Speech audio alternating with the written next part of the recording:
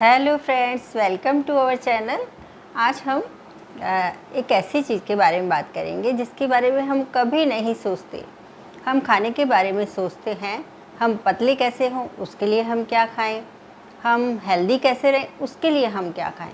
लेकिन हम ऐसा नहीं सोचते हैं कि जो हमारे शरीर पे गवर्न करता है, जो हमारे शरीर को चलाता है, उस माइंड, उस दिमाग के लिए हम क्या खाएं, वह हम आज बात करेंगे।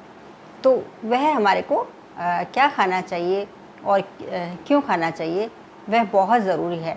क्योंकि हमारे पूरे शरीर को नियंत्रित कौन करता है? हमारे पूरे शरीर को माइंड ही तो नियंत्रित करता है, हमारा ब्रेन ही तो नियंत्रित करता है। यदि हमारा ब्रेन है तो हमारे पूरे ऑर्गन्स चल रहे हैं, हमारा पूरा शरीर चल रहा है, तो वह मेन है, हमारे शरीर का मेन पार्ट है।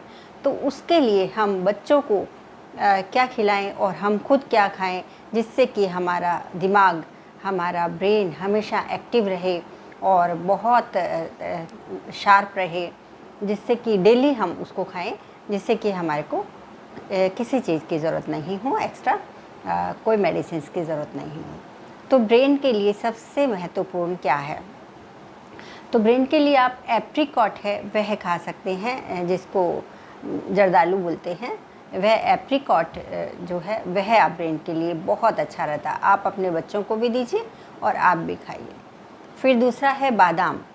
बादाम कैसे खाएं? बादाम को आप 5 बादाम डेली, सभी लोग जैसे बच्चे हैं, बच्चों को 2 से 4 दें और आप 5 बादाम रोज़ रात को भिगो दें और सुबह उसका छिलका निकाल कर खाएंगे तो वह और ज़्यादा गुण करेगा और आपको बहुत फ़ायदा करेगा, जिससे आपका ब्रेन, मस्तिष्क में जो वेन्स हैं, हमारी नसें हैं, उनको न्यूट्रिशन मिलेगा और वह सिकुड़ेंगी नहीं, उनमें ब्लड फ्लो होगा, तो हमारा जो फ्लूइड है वह अच्छा रहेगा।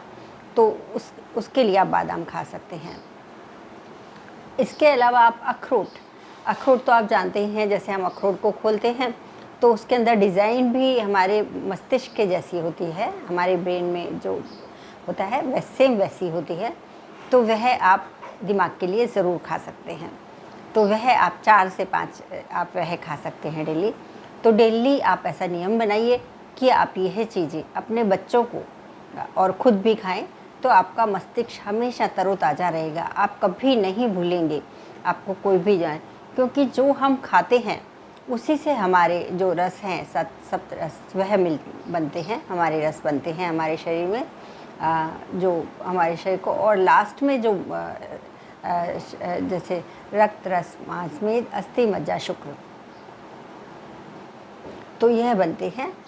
तो मज्जा जो है, जो हमारे शरीर में मज्जा होता है, मतलब जो लिक्विड फ्लूइड हमारे दिमाग में होता है, वह हमारा सब, जैसे पहले रक्त बनेगा, रस बनेगा, मांस बनेगा, मेद बनेगा, अस्थि बनेगा, फिर उसके बाद में मज्जा बनेगा, तो वह बाद में बनता है। तो यह सब हम खाएंगे तो हमारे शरीर में वह बनेगा और हमारे दिमाग को वह बहुत अच्छा रखेगा। तो यह आप खा सकते हैं। इसके अलावा आप मक्खन जो है, मक्खन मतलब मलाई से मक्खन ना बनाएं, जो छाछ में से जो मक्खन निकलता है, हम दही में, दूध का दही जमाएंगे, दही मलाई वाला दही जमाएंगे, फिर उसमें से जो मक्खन निकलेगा वह मक्खन हमारे ब्रेन के लिए, हमारे मस्तिष्क के लिए बहुत ही अच्छा होता है। और उसमें यदि हम मिश्री मिला देते हैं तो वह और ज़्यादा गुण करता है। तो आप अपने बच्चों को बचपन से ही आदत डालिए, 1 चम्मच मक्खन मिश्री जो इस टाइप का मक्खन है वह और मिश्री मिला के उनको डेली खिलाएं और आप भी खाएं। तो इस प्रकार से आप अपने मस्तिष्क का तरोताज़ा रख सकते हैं। उसकी जो ब्लड, हमारे मस्तिष्क में एक फ्लूइड होता है वह बनता है, जो मज्जा जिसको बोलते हैं, तो वह बनेगा हमारे शरीर में, हमारे शरीर की नसें मजबूत रहेंगी और वह हमको बहुत फ़ायदा करेगा। यह तो है। अब आप जानते होंगे कि जब हम कोई भी पूजा करते हैं उसमें चरणामृत बनाते हैं, पंचामृत बनाते हैं, जिससे भगवान को नहलाते भी हैं, और भगवान का प्रसाद में, सबसे पहले प्रसाद में हम पंचामृत देते हैं। अब वह पंचामृत का महत्व क्या है?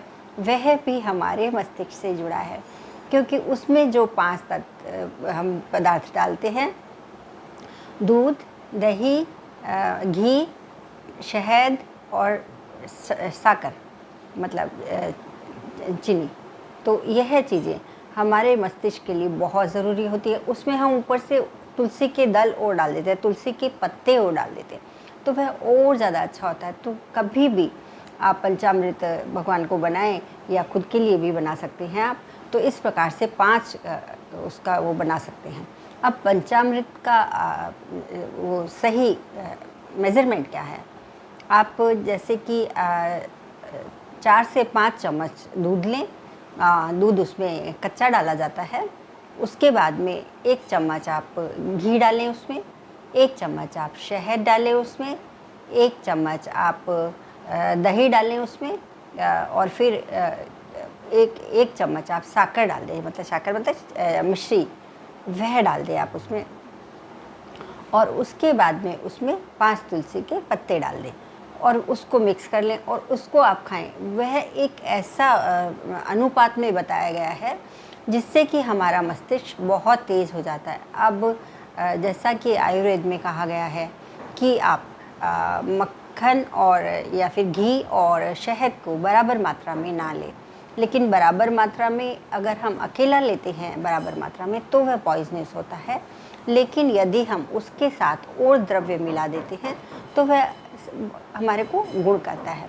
तो यह जो 5 द्रव्य हैं, आप इनको यदि आप प्रयोग करते हैं तो आपका और आपके बच्चों का मस्तिष्क हमेशा के लिए अच्छा रहेगा और कभी आपको मस्तिष्क में भूलने जैसी बीमारी नहीं रहेगी। आपका मस्तिष्क तेज़ रहेगा, आप खुश रहेंगे। आपको जो चिंता, एंग्जाइटी और मस्तिष्क से ही तो हमारे को बहुत ज़्यादा चिंताएं होती हैं, गुस्सा आता है, तो वह नहीं आएगा क्योंकि मस्तिष्क को नरिशमेंट मिलेगा, उसको पोषण मिलेगा।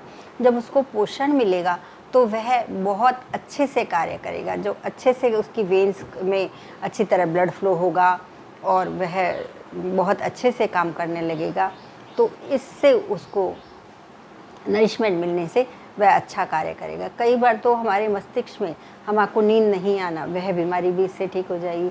कई बार मस्तिष्क में इतनी ज़्यादा परेशानी खड़ी हो जाती है कि हम गुस्से में और इतनी ज़्यादा हम चिंतित होते हैं, डिप्रेशन में चले जाते हैं, वह भी आप उससे ठीक हो जाएंगे।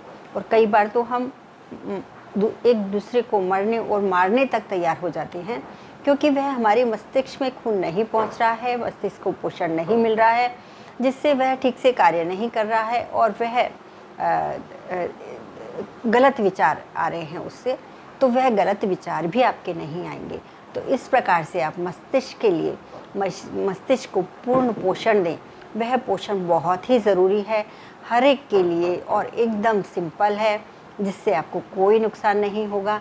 तो मस्तिष्क का पोषण हमारे लिए बहुत ही ज़रूरी है और वह कोई बाहर से हमारे को नहीं लाना है, कोई दवा हमारे को नहीं उपयोग करनी है। आप सिंपल सी ये घर में खाने से उसको रोज़ पोषण दें और आपका मस्तिष्क एकदम तरोताज़ा रहेगा और आपके बच्चे एकदम हेल्दी रहेंगे, आपका परिवार एकदम खुश रहेगा। आपको नींद नहीं आने की या फिर कोई भी चिंता होने की, एंग्जाइटी, डिप्रेशन, ऐसी सब बीमारियां भी इससे ठीक हो जाएंगी। तो रोज़ आप इस प्रकार से प्रयोग करिए और आप अपने फ्रेंड्स में भी शेयर कीजिए और आप मेरे कमेंट बॉक्स में आप अपने सवाल और सुझाव ज़रूर लिखिए और मेरे चैनल को लाइक, शेयर और सब्सक्राइब कीजिए। Thank you very much.